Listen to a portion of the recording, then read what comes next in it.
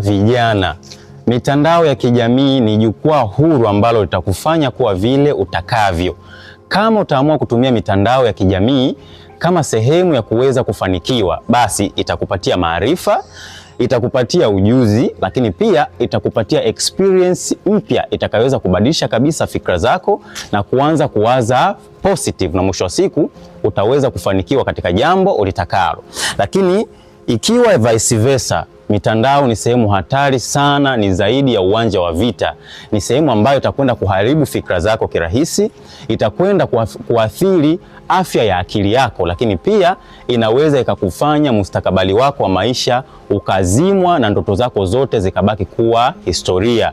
Cha msingi ninachokushauri, tumia mitandao ya kijamii in positive way. Kumbuka kwamba mitandao inaweza ikawa asset, lakini pia inaweza ikawa liability kutokana na namna ambavyo utaamua kujiweka.